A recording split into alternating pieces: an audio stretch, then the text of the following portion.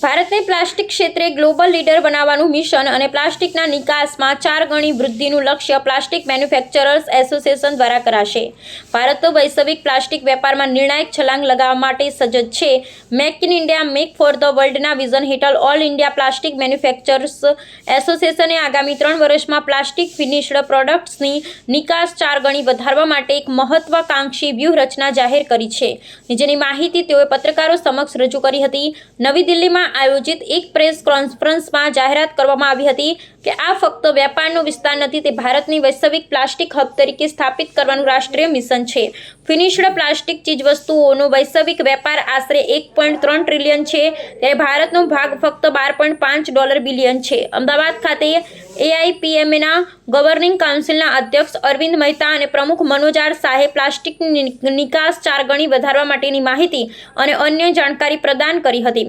ભારતનો પ્લાસ્ટિક ઉદ્યોગ હવે ફક્ત ઉત્પાદન પૂરતો જ નથી રહ્યો, તે ગુણવત્તા, નવીનતા અને વૈશ્વિક વિશ્વાસના પ્રતીક તરીકે ઉભરી રહ્યો છે. યોગ્ય વ્યૂહરચના, મજબૂત સરકારી સમર્થન અને ઉદ્યોગ સાહસિક ભાવના સાથે ભારત પ્લાસ્ટિકનો વિશ્વગુરુ બનવા તરફ ઝડપથી આગળ વધી રહ્યું છે.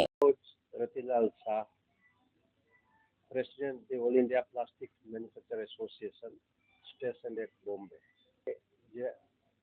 Day after tomorrow, એટલે પરમ દિવસે, એટલે કે 22 ઓગસ્ટ 2025 ધી મેરિડિયન હોટેલ, એટલે કે મેરિયટમાં અમદાવાદમાં સેટેલાઇટ ખાતે export boost of plastic finish product એ વિશેના પરિસંવાદ કોન્ફરન્સ કયો એ ઇવેન્ટ માટે આ કોન્ફરન્સ આજે લીધેલ છે. પ્રેસ કોન્ફરન્સ 20 ઓગસ્ટ 2025ના દિવસે, બુધવારના દિવસે.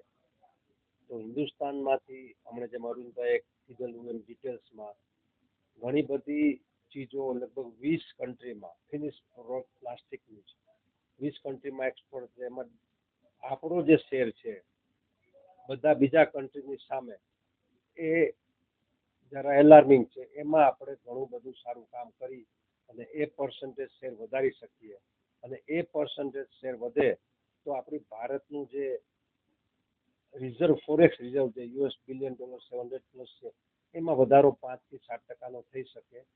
એના માટેના અમારા સંસ્થા that is all India plastic manufacture association, એ સંસ્થા દ્વારા જે સ્ટડી કરેલો અને એ સ્ટડીનો ફેક્ટ એન્ડ ફિગર સાથેનો જે રિપોર્ટ છે આટલી બધી બુકોમાં કરેલો છે.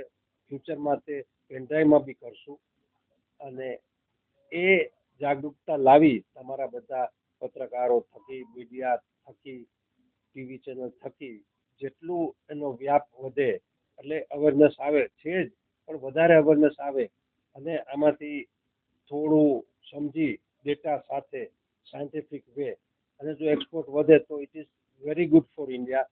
બીકોઝ જે નરેન્દ્ર મોદી સાહેબનું વિઝન છે make in India for India and rest of the world, એમાં આપણે 2 કદમ આગળ ચાલી શકીએ. તો એ અવેરનેસ માટેનો મેઇન પર્પઝ, મેઇન ઉદ્દેશ્ય, મેઇન હેતુ આ પ્રેસ કોન્ફરન્સનો રહેલો છે. તો 22મી બી એ વિશેની બધી વિગતવાર વાત થશે. ઘણા બધા પ્લાસ્ટિક વાળા બી મળશે. તે દિવસે બી આપ આવી શકીને કોઈ બી જે ઇન્ડસ્ટ્રી વાળા જુદી જુદી ક્ષેત્રમાંથી એનો બી આપ એમની પાસેથી થોડી માહિતી લઈ શકો અને વ્યાપ સારી રીતે પ્રચારણ કરી શકો. મારું નામ અરવિંદ મહેતા છે અને હું ગવર્નિંગ કાઉન્સિલનો ચેરમેન છું અને જે આ એક્સપોર્ટ સેલ છે એ બી એનો બી ચેરમેન છું. કારણ કે શું છે કે આખું સ્ટડીને બધું માર્ગદર્શન હેઠળ કરવામાં આવેલું છે. હવે જે અત્યારના એક્સપોર્ટ આપણો જે છે એ 12.5 બિલિયન જ છે, જે અત્યારના વર્લ્ડમાં જે થાય છે. અહીંની જે કેપેસિટી છે એ આનાથી અનેક ગણી છે આપણી પાસે લોકલ, પણ અહીંયા લોકલના સંતોષ માર્કેટના હિસાબે આપણે એક્સપોર્ટ ઉપર ધ્યાન પ્રમાણમાં ઓછું જાય છે. જે રીતે માણસો એક્સપોર્ટ કરે છે, હું નથી, કોઈ નથી કરતું, ઘણા કરે છે, પણ એમાં આપણે ફોકસ નથી આપેલું. અને અમારો ધ્યેય એ જ છે કે આમાં ફોકસ વધે અને અત્યારના જેટલો આપણો શેર છે અત્યારે 12.5 બિલિયનનો, એ અમે 50 બિલિયન કરવા માંગીએ છીએ. આ જાતનું તમને કહી શકાય. ને એના ફાયદા રૂપે કે તમારે જે છે 50 લાખ માણસો આજે અમે જોબ આપીએ છીએ ઇન્ડસ્ટ્રીમાં ડાયરેક્ટલી ઇનડાયરેક્ટલી ભારતભરમાં, તો એની જગ્યાએ આપણે 60, 70, 80 લાખ માણસો પણ થઈ શકે આમાં જોબમાં. આ ઇન્ડસ્ટ્રીમાં એટલી ક્ષમતા છે. અને તમને જે છે અત્યારે મશીનવાળાને એટલું કામ મળે કે એની કેપેસિટી એ લોકોને ડબલ કરવી પડે. પોલિમરવાળા જે છે અત્યારના જે કોઈ પણ હોય આપણે ઇન્ડિયન ઓઇલ હોય કે ઓપલ હોય કે રિલાયન્સ હોય, એ લોકોને પોતાની કેપેસિટી ડબલ કરવી પડે, એ લોકોને બેનિફિટ મળે અને કન્વર્ટરને બેનિફિટ મળે. એટલે આ બધી છે ને વિન વિન સિચ્યુએશન છે જો આપણે આ લાઈન ઉપર જાય તો એમ.